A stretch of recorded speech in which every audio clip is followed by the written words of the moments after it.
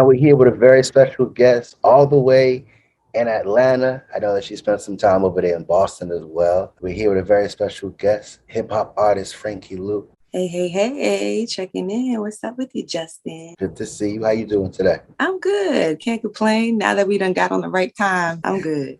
Glad to see you. You're doing pretty well. Been hearing your music all the way in Hawaii, from Atlanta, where you're at right now. I know that you just recently, I know that you just recently released your new single, released a brand new single, A and B. I know it's been hitting the airwaves for quite some time now. So A and B is the new single. I just recently dropped it. I've been teasing the song like around Atlanta for like a year now though. So like last year, I wrote it and I just been like going to certain places, just traveling around, just seeing, I wanted to see like how it would react to the crowd. So then everybody's like, you gotta drop the song, you gotta drop the song. So I finally just dropped it and it's circulating. It's just, people are loving it. Ladies love it because it's like I was trying to celebrate my friends. Cause when I first was writing it, Doja Cat and Sweetie had dropped that. There's my best friend song or whatever. And I was like, Dad, I need me a little best friend song. Like, you know what I'm saying? Something cute. And then my friend was like, yeah, write it about me and you. And then I started thinking about it. I was like, hold up, girl, I got like all of y'all are bad, like all my friends, every last one of them. So I wanted a song that would uplift them. I wanted a song that they could turn up to. So I like shouted some of their names out, and then I had other friends like, you ain't say my name, and I was like, well, Dad, girl, I was trying to fit what I could, and everybody with the most common names. So other women around, when they hear it, some people hear their names. It's really to uplift women, to have fun. Like all A and B stands for like all my bitches bad. It's just basically all of them are bad, and it's not just looks. Like I think they're all pretty as well. Anyway, but when I think of a bad woman, I think of they're just bossed up. They take care of their home. They take care of their kids. They got a job. They got several jobs. Or they're an entrepreneur with businesses. Like some of my friends are nurses. Some of my friends are entrepreneurs. My sister, right, as an author. All my friends do so much great stuff. I just wanted a song that when other girls hear it, they could celebrate their friends. Like they do great stuff. All their friends is bad. So it just went around and not be degrading. Like, find a way to celebrate us where we can have fun. We could turn up. We could even twerk, all that stuff. But we don't got to be degrading on the song. I don't got to be super raunchy, explicit. Like I'm explicit a little bit and I'm a little ratchet. I felt like the song was like a perfect medium. Like it's nice and classy and ratchet. You talk about your creativity and music, kind of a message as an artist. What are you trying to put out there? Any song I do is literally driven off of some type of emotion. Like even A and B, like I said, it was about my friend. Then I have my single I dropped last year was Good Vibes. It's just I was having a really bad day. I was having a horrible day. I was going through the most stressful thing that I just found out I was getting cheated on, like all types of stuff. And then I just wrote a song that was called Good Vibes because I just wanted a good vibe. Like I just had to put myself in a new space, like mentally, where it's like I can't stay down. I can't let nothing mess up my vibe. I gotta have a good day. All my music, it just strives from like emotions, like heartbreak, or how to come out of the heartbreak and be like, you know what, I can't be in that place. I got to keep living. You got to keep enjoying the moments. Things happen, dark times happen and stuff like that. But I feel like my music is to just get people through, see the beauty in things and celebrate in a different light.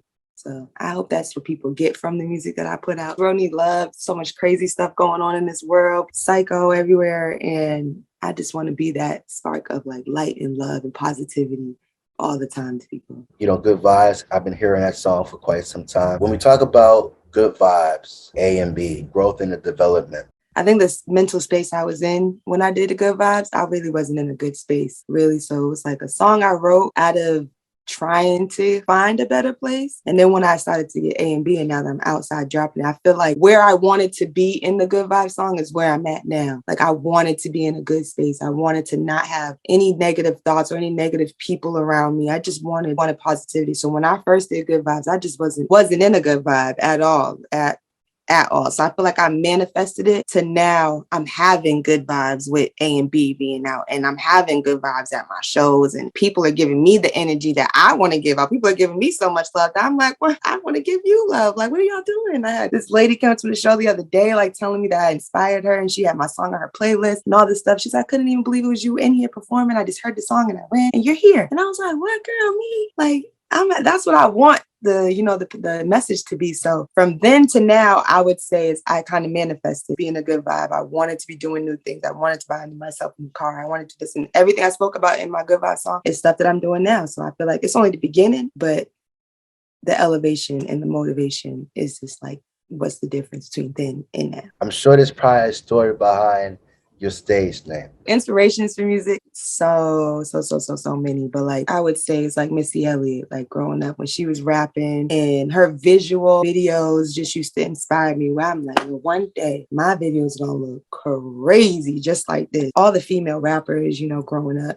I actually wasn't even allowed to really listen to female rap, like to be honest, or any rap. I really wasn't even allowed to listen to rap music growing up. I was getting in trouble. Like they would hear it and any swears and all that cussing. My father was like, no. So I would have to like sneak to listen to this stuff, and I would like sneak and listen to Lil Kim, listen to Foxy, Mim, and all of them. But when Nicki Minaj came out, I just became like the greatest bard in the world, and it was just like, oh, this badass bitch can rap. Even more of a, yeah, I'm gonna still keep going because these people is fire. I'm fire, and I just got to keep going for it. So those are like my like female inspiration. I'm also inspired by like Biggie, Tupac, Jay-Z for real. I'm a real big Jay-Z head, and I love R&B too. So I feel like it's a lot of things that inspire me musically. I just like the great people that put on great performances. That's how I've always seen myself. I don't really like performers that just stand around.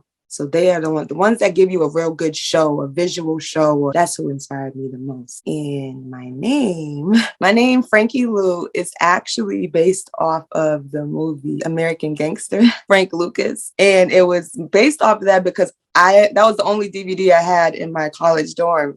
I was just bored. I just kept throwing it on. And my homie's like, yo, you stay watching this movie. And then I was a little wild back then too, like crazy. So then people would started calling. It was like, all right, little Frank Lucas. And then I started saying, I was like, how can I make that sound girly? Because they keep calling me, but they was calling me and not for good reasons. Like I was not a good person back then. I was kind of bad. It was sad. I'm glad I've grown. Yeah, so the name came from that. Like they just was this things they were just always saying. Like I was watching the movie so much, and then they would just, you're always so tough, you're always a tough guy. And then I was like, how can I make Frank Lucas sound girly? Then I was an extra on one of Denzel Washington's movies. It was like simultaneously happening. And he was like kissing on my tattoos. He was like, what, you some gangster or something? And I was like, oh my God, Denzel talked to me. Oh my God, he said this. I was like, yeah, Frankee Lu just came from it. And it just stuck with me. So you mentioned that you were an extra. They shot it in Boston. I know that. The Equalizer, that's what it was. The Equalizer. They shot that in Boston. I became an extra. I was doing security for the movie. And then like the director came up to me and he was like, who the hell are you on my set? And I was like, security. And then he was like, oh, you're not doing security. I was like, yes, I am. And he was like, what are you going to secure? And then I was like, man, it's my job. Like, stop playing with me. Like, I work here. I didn't even know he was a director. I was like, man, you can't go over here. So don't play with me. Like, I don't got time for none of this. And then he was like, you want to be in a movie? I said, man, get the hell out of my face. And then he was like, not for real, I'm the director. And I was like, wait, what? And then he was like, yeah, come be in the movie. And I was like, for real? But then my scene got cut. And it was probably my fault because I was falling asleep in the scene. I worked like a double. Actually, I worked like a triple shift. And then they had called me like I just got home. And they was like, we need you now on set if you come make it. And I was like, yeah, I'm going to come make it. And I was sitting there like, because I was right next to him. That whole scene was just taken out. I have the memory. I got paid for it. My mom didn't even believe me at first. I was like, Mom, I was sitting next to Denzel. And she was like, yeah. I was like, Mom, I was at work for real. And then she just didn't believe me. Then I got my check. She was like, oh, you really was in the movie. I said, I really was. Then the movie came out and she was like, no, you wasn't. I did Tyler Perry's TV show, All the Queen's Men with Eva, that show that just came out. I did like eight different episodes. You might have seen me in like the background when I got time. You're a woman of many talents. And you've done quite a lot, from acting to now music. But as an artist, there's so many artists out there. But what separates you from the rest of the pack? Authenticity separates me from everybody. Like, I'm not trying to be a gimmick. I'm not trying to follow a trend.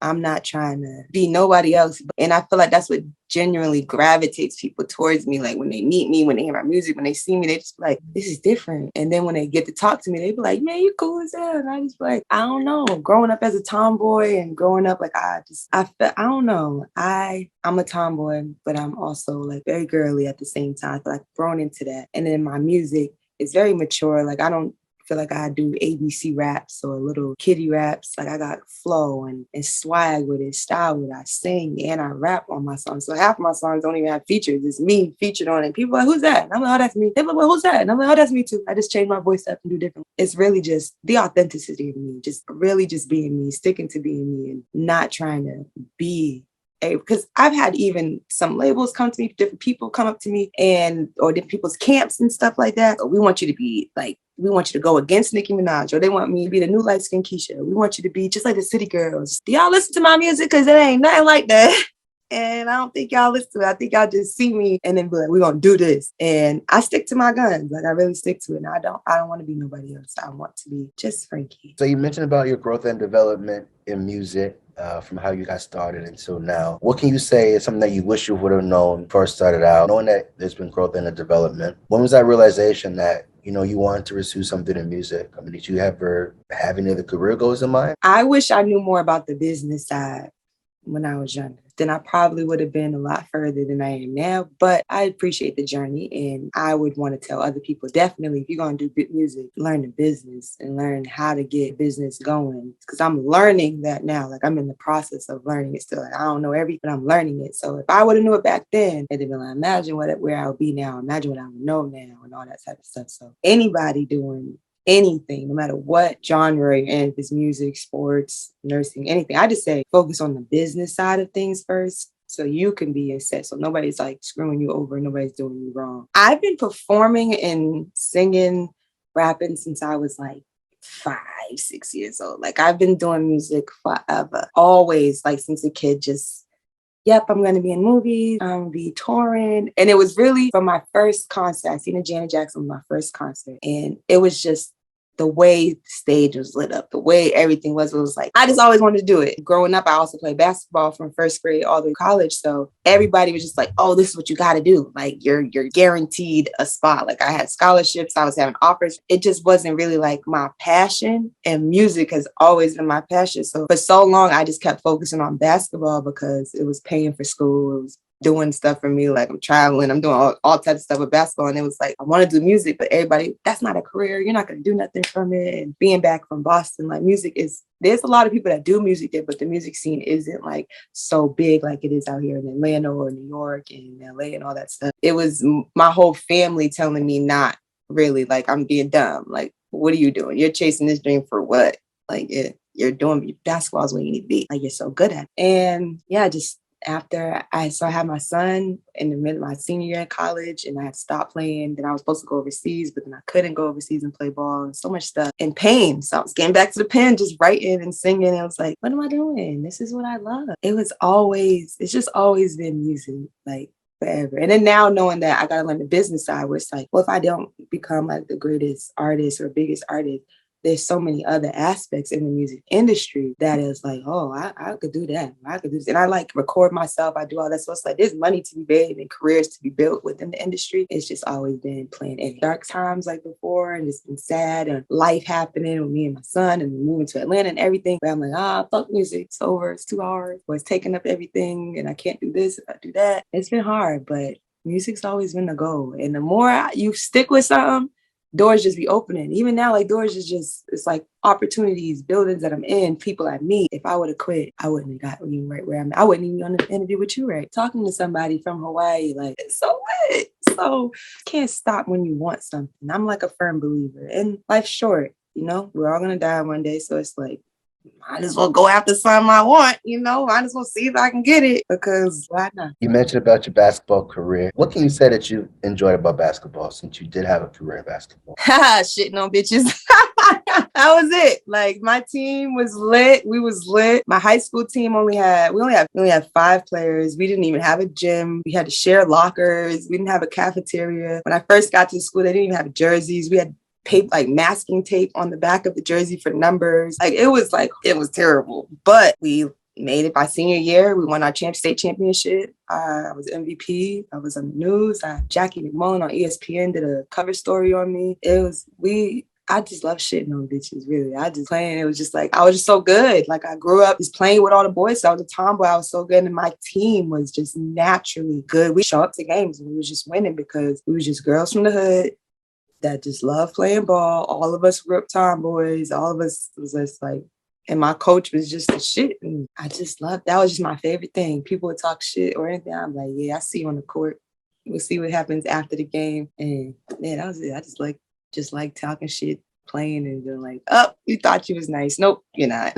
Yeah, so basketball was just fun. It was just a fun time. You mentioned that you are now living in Atlanta. What's experience been like for you? I'm coming from Boston, moving to Atlanta. I think it was the greatest thing I ever did in my life. Boston is great. It's a good city. It's a good place. But for me, I just felt like I wasn't going to go nowhere. I felt like, so I looked at some of my family members, looking at friends, their family members. And then it's just like, I don't want to be like this. Everybody I know is struggling, 50, 60-year-old, 40-year-old, 30, whoever, no matter what the age is, they're all struggling still. Nobody gets out the projects. Growing up, I wasn't seeing much successful people, but nobody else that I was like seeing around, it was like everybody's just stuck. And then I didn't feel like my parents were like so way up here, but they were good enough to take care of us. Black people just have like a cap up there. Like I wasn't seeing the successful Black people. I'm not seeing Black people ride around in Maseratis, having cribs. Like I would never have seen that living up there. And then I was working for this tech company and they had an opening out in Atlanta. So I took the flight out here. And when my first appointment out here was at this guy's house, this married couple. And I walked in the house. I was expecting white people to just come to the door, just to be, I was just like, oh, it's just right. Then he opened, he was Black. I was like, hi. And then I started talking. I was like, you own this and you live here. And I was just like, hold up. And then the more that job took me to other people, I was like, everybody's like Black and everybody's successful. And it was like, my eyes were just open. Like, oh yeah, I'm not going back. I'm just going to stay because there's just so much inspiration. Like, and then people were just nice. They were just, you do music, person does this, come on over here. And I'm like, don't do that in Boston. Like nobody crabs in a barrel up there. It was just so much love, like so much love. I just had to stay. And even when I go home sometimes, I just be looking at people like, Dad, you still in that same position. Like, you're okay? You're okay being that? Okay. I always want better. I want to be better. And being in Atlanta, seeing so many Black people be so successful, it's like beautiful. I love it. I feel it's the best thing I ever did. We're telling somebody, okay, hey, we're going to take a trip to Boston or we're going to take a trip to Atlanta. What's the one place you're going to take them to? There's so many places in Atlanta. Going to Atlanta, I'm going to tell you to come to Old Lady Gang because I work there and I bartend there. And, it's fun at Old Lady Gang. I have fun and I love the people there. And the food's good. So yeah, that'll be the first place I'll take somebody. Come see me at work. Come tip me. And then then we're gonna go to Magic City around the corner. We're gonna go all around the place. I'll take everybody everywhere. Boston, Washington Park. If we come to Boston. Washington Park is like every summer they do basketball tournament. And I used to live there. And it's like the whole city, like the whole hood come out, food trucks, the slushy trucks, and it's just games, like, and it'd be like different hoods playing games, but it'd be a vibe. Like everybody come through and it's just like Roxbury versus Dorchester or Dorchester versus Mattapan. Like it just be so much stuff. That's where I would take somebody. It's like, I'll take them to the hood. We're going to go to the hood. We're going to have some like real fun out there. Wouldn't change a thing. I love my whole journey. I love everything about it. I just love Atlanta. Like, I love it. The move has been perfect. The vibe has been great. Super nice. People are super welcoming. Like I was saying before, just seeing all of the successful Black people, it just makes me want to just be here. As far as your career, so far, I know you've done, quite a lot. Any memorable moments? I recorded a song with Tory Lanez one time. It was supposed to drop. There was so many things that were supposed to go out. And it was like a great, humbling experience for me to learn that I need to know the music business. Although it was like good and bad. I still got the song, I still listen to it. They had put some other girl. And it was really a great experience. Like meeting him, working with them, and just actually having a real bad fallout with the people I was working with because I didn't like how they did business. But it was great, even though it was like kind of bad, but it was good because I think that was the moment when I realized I need to learn the music business. I would say that moment. You talk about adversity, you talk about the growth. As an artist, what are some of the challenges or some of the adversities that you had to overcome? Watch more and talk less. That was like the biggest thing at first. When I was younger, I had a mouth. Gotta be a student. You know what I'm saying? You gotta learn the game. You gotta learn peers. You gotta learn people that's been in the game. So to just watch more, talk less, but still listen to what everything that people do and learn. And as far as, your career right now, I know you've been releasing singles, got some future plans and future goals in your career. My single, I'm really pushing this. We want to push this to any and everything, get that out there all over the place. I just want to travel. I would love to collaborate people. My biggest thing is I want to be almost like, make a nice, great, epic album. Like still right now and all these songs and everything. But once I get to like drop a nice, great album or I'm meeting enough people, ultimately, I really want to be a writer for people. Like I love being an artist, but I also like writing for other people too. Travel, tour, shows, videos, all the good things for myself. But ultimately, I want to become like a triple threat. I want to write movies. I want to write music for people. I want my name to be touched on every little thing. People are like, oh, Frankee did that too. And it's like, yeah, kind of fire, kind of nice. I want to just right now, I want to be an inspiration to women mostly. I want them to, when they hear the music, when they see me and catch my vibe, that they'll know like I be twerking and everything for my songs and stuff, but it's like, being a stripper, scamming guys and doing all of that thing. And I kind of want to be able to also be like, you don't have to go that way. It's not a bad thing. Like I don't shade none of them women and nothing like that. But for me, and for girls like me, it's like you can still be a bad bitch, you can still be bossed up, and you can still do this, but we don't have to scam niggas to get it. We don't have to do what other girls do to get money. Like I don't have to be a stripper. I don't have to sell my body. I don't have to show my body to get money to get to do this. I want girls to be able to look at me and be like, young strippers seen Cardi B, like, oh, they seen their self. I want girls to just still see like, being the regular girl is still okay. Like you don't have to have a BBL. You don't have to have this crazy body for people to be like, oh my God, you're sexy. Like I'm a slim, thick girl. Like I have an athletic build. I have no boobs. Like I have none of that stuff. So I just want to be able to show women you can be you. The normal girl is okay to be. You don't have to be getting sugar daddies and taking trips. And you could work. It's okay to work. Like I just want women to just be able to see in my music. And as long as my music does that and it touches women and it shows women or even men, whoever listens to my stuff, if it shows someone that you can authentically and that you'll see me, the more I grow, like I'm followers with my fans or whoever it is, the more I grow, people to grow with me. I tell you about like being younger, I was hothead and all of that stuff. Like I want people to know like it's okay to have a past, but your future needs to be brighter and your future has to be better. And with my music and touring and going around the world and what I want to show that part to women, like we can really be, you can be a wholesome person, you can go to church or you can go to the strip club, whatever it is, but you can genuinely just be you.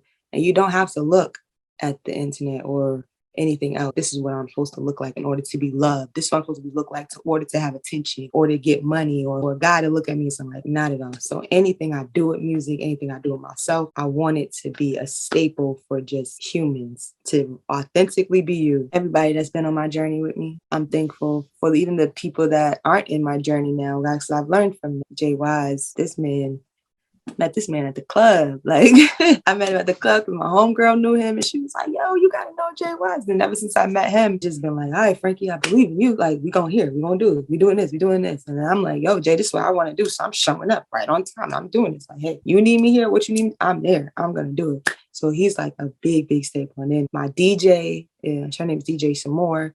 I shout her out in the A&B song too. Since I've met her, and I met her on a Zoom call like this one time, and they was just like, present my music. From that day, we just like clicked. No matter where she's at, she play my music. Like everywhere she go, she give me hella love. So it's like, if it's not for her, the people that I have in my circle right now, I'm so shy. Like I'm kind of a shy person. So I don't really talk to people openly. I kind of will sit there and I like to watch things. And I think that stems from me being younger, where I was always so rah, and so loud or whatever. And now I just be like, reserved a little bit until I feel a little comfortable. So having these people in my circle and having these people around me is helping me, like, and people are seeing me. And I just wouldn't wear it without them. We're here with a very special guest, uplifting, being positive, being the greatest that she can be. And, definitely got a bright future. I appreciate your time. Wishing you all the best. I appreciate you having me and I received that. I'm giving you blessings. I wish your show blows up. You know what I'm saying? All of that. And then one day I'll be in Hawaii. We're going to toast it up and, kick it. Appreciate it.